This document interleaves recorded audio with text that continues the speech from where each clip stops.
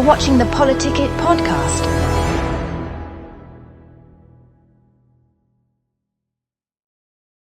Good evening. Welcome to PoliticIt Podcast. We've got Tami Tran with us today, and Tami is a candidate for Senate District 6. I am. And that's the district that Jerry's in right now, right?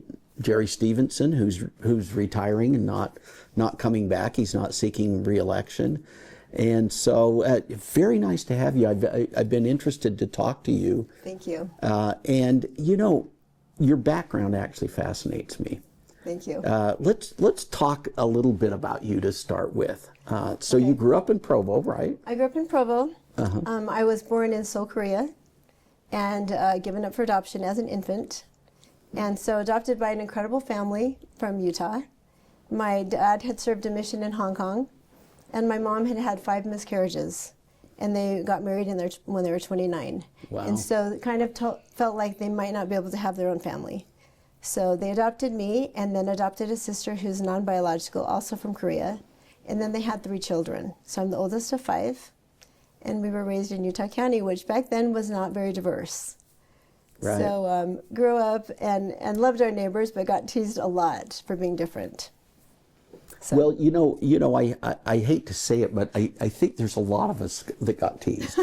I know. It's because true. in a way we're all kind of different, right? We are different. Yeah. And my mom would always tell me, I'd come home, Mom, they're teasing me because I have squinty eyes. And she'd say, Tami, my last name is Budenhagen. My family's from Germany. And so, there's always something that the kids tease you over for sure. So your mom and dad, they were really big in education, right? I mean, they thought education was important, Yes, right? absolutely. Yes. And so what did you learn at an early age that helped form who you are? I think the most important thing that I learned is that I'm not special. We are not special. We work hard. And no one's entitled to anything. And I think that's what my parents taught me the most, is if you want something, you have to work for it, and also to stand up for what you believe in. My mom and dad believed very much in the caucus process. They believed in Republican conservative values.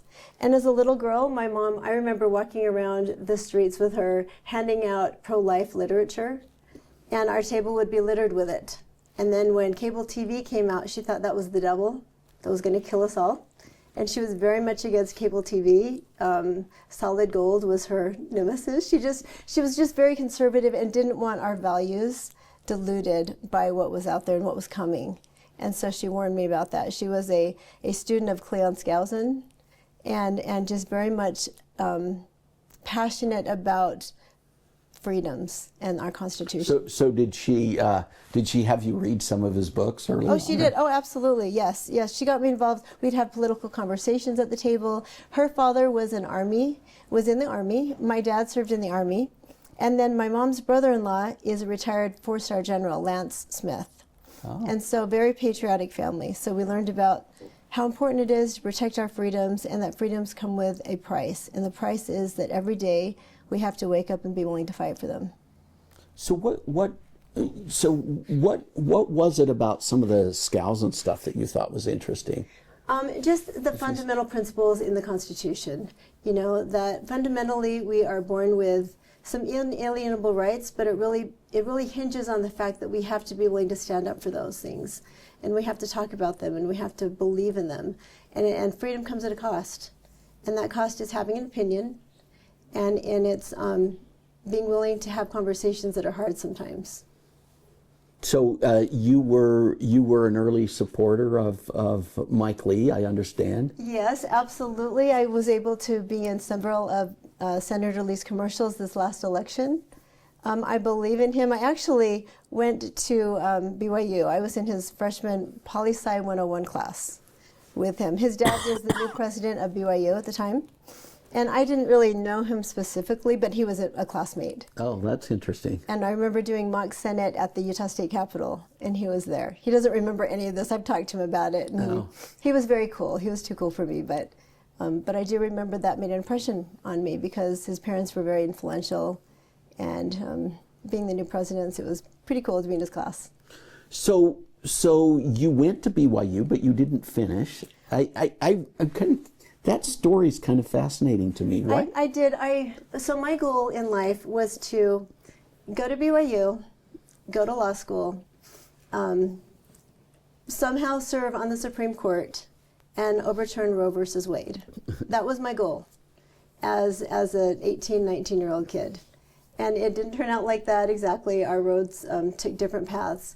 But because my mom was so passionate and my dad's so passionate about protecting life, I became passionate about it as well. And so that's something that I wanted to do. What ended up happening is that my husband and I got married in 1990. I was really young, 19 years old. He was a refugee that had been sponsored from Vietnam as an 11, 12-year-old kid. And so he'd worked really hard to try to sponsor his family from Vietnam, all 7 of them, his 2 parents and his 5 siblings. And so Lee spent most of his young life saving money. And I think he sent over $18,000 with visa applications to Vietnam. They said that they lost his applications and they kept his money. Wow. And so when I met Lee, he tells me this story, and I told my mom and dad, and my mom just said, Tami, we are going to get Senator Hatch's office involved. This is not right. And so my mom fell in love with Lee even before I did, and we wanted to help him. And so my mom said, okay, we're going to call up Orrin Hatch's office right now, and we're going to get them involved. And so we did. We told them the story, and they jumped right in, his staff members, and said, okay, this isn't right.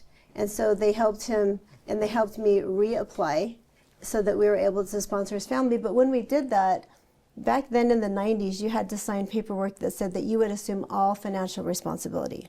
So my parents had to sign the paperwork. We, as a couple, had to prove financial capacity, and so did his sponsor family.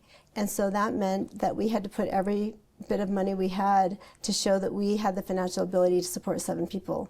So I had to quit BYU and forego those dreams and work a couple jobs so that we could prove that we could take care of them once they got here. Wow. Yeah. And you did. We did it. We did it. We got up at 4 a.m. I took the girls to Pikette's factory. It was a sewing factory. And they worked from 4 a.m. till probably 6 p.m. It was a long day. My husband took the boys to O.C. Tanner, to that factory in Salt Lake, and they worked there. And then we would pick them up after work and take them home.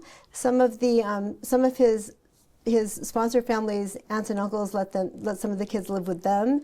Some of them lived with us in our 2-bedroom apartment. My parents gave them a car. They were able to get their driver's license. They were able to become citizens pretty quickly. And they are the absolute incredible example of the American dream. They worked hard. They worked hard. They would save their money. They would pull it together. They bought their first house, and they all lived there.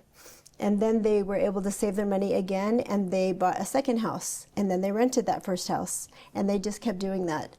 A couple of my brother-in-laws opened insurance companies with Allstate and got involved that way. Some of them went to college. Some of them just worked really hard and made their own way.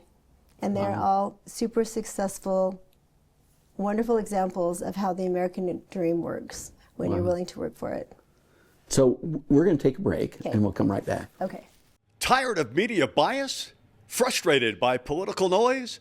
PoliticIt.com cuts through the clutter, giving you real facts, clear analysis, and unbiased insight on the issues that matter most. Stay informed, stay empowered. Whether it's elections, policy changes, or breaking news, we've got you covered. No spin, no agendas, just truth you can trust. Visit PoliticIt.com today, because informed citizens shape the future. PoliticIt.com, where politics meets clarity. Welcome back to PoliticIt. We've got Tami Tran with us. It's so nice to get to know you better.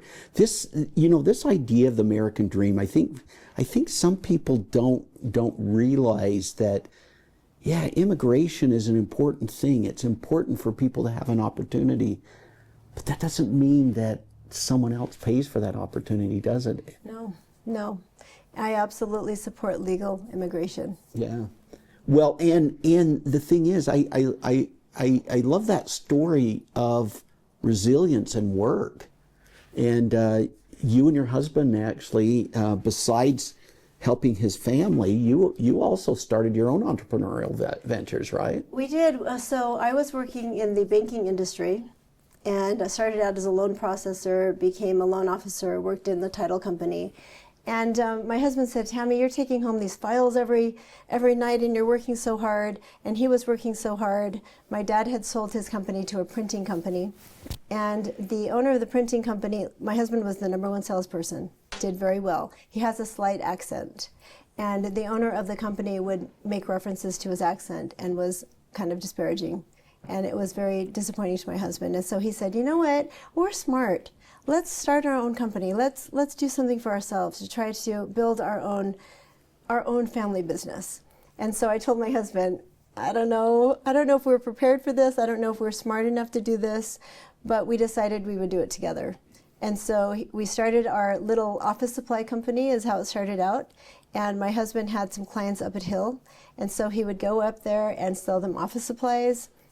He had commercial clients as well. And then we had a friend that said, you guys really are smart enough that you could have employees. So why don't you start in the service industry? Why don't you try to offer some IT support? Some people that can go on base and work as employees for your company, but work on base. And so we decided to do that. So we looked into that, became familiar with how that process works, started bidding on federal contracts. And this is more than 20 years ago. And so we started out in our basement. It was just the two of us that were employees, and so he'd get frustrated with me, and he'd fire me, and then I'd quit, and then I'd fire him, and it was kind of a back and forth kind of a great experience. But through that process, we learned our strengths and our weaknesses and how we were able to offset that. So over the years, we were able to build our company, win more contracts, hire people that were much smarter than us, and created our business that's still thriving. And then along the way, we bought another company. We had a friend who was retiring, and so she called me up and said, hey, I'd like to sell you my company because I know you'll take care of my employees. And so we've grown from that point on.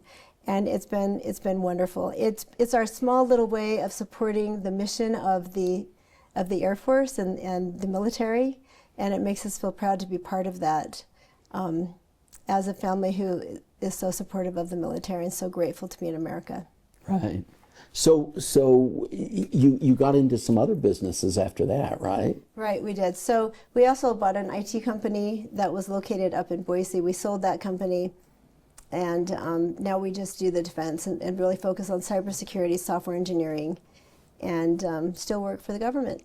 Oh, that's really cool. Yeah. So what got you interested in politics? I know, you're mayor of Kaysville.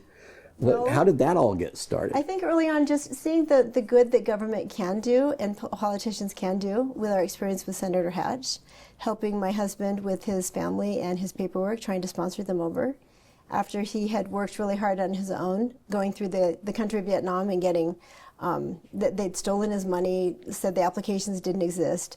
And so my mom said, you really need to get Senator Hatch's office involved. And so we did that, and that's been fantastic. We were able to support all of them and legally sponsor them to the United States. And so that really helped me to realize that politicians can do good. Because I was in mortgage lending and commercial lending, I really liked development. And so I got on the Planning Commission probably 25 years ago. But our kids were young, and my husband said, okay, Tami, we're starting a business, we have young kids. Can you maybe put off Planning Commission for later? And so I agreed to do that. But then when our kids became older, I circled back to it because I do have a love for our city. I didn't want to be someone who lived in Kaysville my whole life and didn't contribute to it, because I feel like it's an obligation that we have. And I think that's part of just what my parents instilled in me, is that obligation to give back. So I was appointed back to Planning Commission. I served there for 2 years. One of the Planning Commissioners said, Tami, you care about this way too much. You should get on City Council. It hadn't occurred to me to serve on City Council. So I talked to some friends about it, and they encouraged me and said, yeah, you should do this. And so I ran for City Council. That was a successful run. Got involved and realized what good things cities can do for residents when they listen.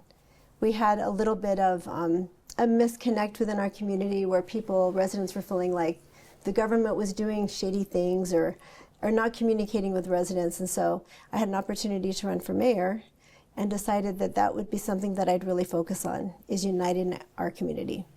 And so won that election and have really enjoyed the opportunity I've had to convene people together. As a mayor, I don't get to vote on most things. Right. but I do get to convene people, I get to bring people together, I get to build consensus, I get to whip votes, and really communicate the needs. And so I've really enjoyed that. Decided to run for another term. When Speaker Wilson decided to retire and run for Congress, I was encouraged by a lot of local mayors and other people, hey, you should run for the state, because now you'll have a bigger opportunity. So you're in that House district? I'm in that House district. Okay. And I said, this is just my first term as mayor. I feel like I owe it to my community to finish this term and to do some of the things that we said we'd do. And so I didn't run for the House district, and I'm really glad because Representative Ariel DeFay is fantastic. Oh, she's done a great job. She's incredible. I've Senate sponsored a few of her bills, and yeah, she has done a great job. She's a great lady, and she represents us so well. So I'm really glad that she's our representative there. And so Senate seats don't come open very often, right? Right, exactly. Especially that one. Exactly, exactly. Senator Stevenson is a wonderful man, served for 17 years, I think. And so when his seat came open, I thought, okay, this is an opportunity that I want to take. And the reason that I wanted to serve in the Senate is just because I've learned a lot as a mayor, and I've seen a lot. And I really am committed to our traditional values. I want to make sure that we preserve those conservative things that we believe in, especially in Davis County. And it gives me an opportunity to be able to represent our cities as well, because sometimes our legislators have really well-intended plans, but I think sometimes they don't really realize that it affects cities differently. The legislation broadly is a good idea. But then when it comes down to the cities, how do we implement these laws? How do we hire the staff to fulfill these obligations? And that's something that I want to be able to communicate and sort of have an opinion on. And I also want to be able to educate residents as to why we're doing these things. Because there seems to be this fight, they're doing this and we're doing that. And I want people to know we're all on the same page, especially as Republicans. If we can build consensus and help educate and communicate, I think we'll do a lot better. Well, both Senator Stevenson and he served on a city council, right? Right. And he was on planning commission as well. Yeah. He was a mayor as well. And so that's a kind of a good background, right? I mean, you look at President Adams, kind of the same thing, right? They were kind of in there together, and they both served quite a while in the Senate, but. Yeah. So I think that background is a good one, right? I think it really helps. Now, not everyone has to have that background. It's great to have diversity of thought and experiences, but I know what it feels like to make payroll and the decisions you have to make sure that your employees are taken care of, because it's their families that are being taken care of as well. As a mayor, I know what it feels like to represent my community and to take care of those families. And so I'm excited. You know how taxes affect people. Exactly, you do. And sometimes things cost money. And when we have to make those hard decisions, we have to be able to explain them and be able to let people know why, and listen to them and give their feedback as to why they don't think that's a good idea, and have those conversations. Well, I love your background with believing in the Constitution and our Republican form of government, and I think that's an essential part, especially now. Absolutely. With everything that's going on. What could we do to kind of bridge the gap and end some of this divisiveness we have in our own party? I've had an opportunity. I have a podcast. It's not nearly as cool as yours. But really, I started it several years ago before I even became mayor. And my purpose in having people on the podcast was to be able to have conversations. I've spoken to Democrats. I've spoken to Republicans. I've spoken to business owners. Just trying to understand where people are coming from, and to realize that we have a lot more in common than we do. But it's one thing to talk about people, and it's completely different to talk to people. And that's what I've learned. In all these discussions with social services, I'm someone who believes that government needs to get out of the way and people need to govern themselves as much as possible. But I do realize that there's areas in the population, there's groups that will not be able to govern themselves. They need some help. And so what I've realized is, okay, there's got to be a middle ground as we're having these conversations, but I think it needs to be data-driven and it needs to make sense. And so I think what we can do to bring our party together is, I've talked to some of our legislators who are, I'm very conservative. I feel like I'm very far right, but I think that the difference is I tell them I'm not angry. I'm not angry. And I've been told, well, you're not angry enough. And I've told them, well, I realize the passion, and I think passion and anger sometimes get convoluted. We can be incredibly passionate, but anger just causes friction and hostility. I'm incredibly passionate about solving these things and bringing our party together. But I think when you come from it as anger and it's me versus you, that doesn't always work. And so as a senator, I really hope to be able to bring people together and say, okay, maybe we don't have to be angry, but we also don't need to be passive. We need to be passionate, and we need to have conversations that will work for both sides to emphasize that we want traditional values. I believe in right to life. I believe in preserving life. I believe in preserving the traditions that Utah holds dear. I want Utah to maintain its Republican roots. And I want to maintain that we're conservative here, and that these are the values that are founded in Utah, and I don't want to see that change. At the same time, we don't have to fight within our own party. I think we're all on the same board. We just need to be able to bring those voices together. And so that's what I'm going to work hard to do. Very good. Not give in or give up. I'm right. not going along to get along. And I think some people think that, oh, Tami's so nice and she's smiley and friendly. I am, but I'm also very firm, and I will absolutely fight for what I believe. Very good. So just in conclusion, since we're out of time, I want you to kind of make a pitch to voters. All right. I hope that voters will take the time to get to know me. I'm going to reach out and get to know you as much as possible. I'm super conservative. I love Utah.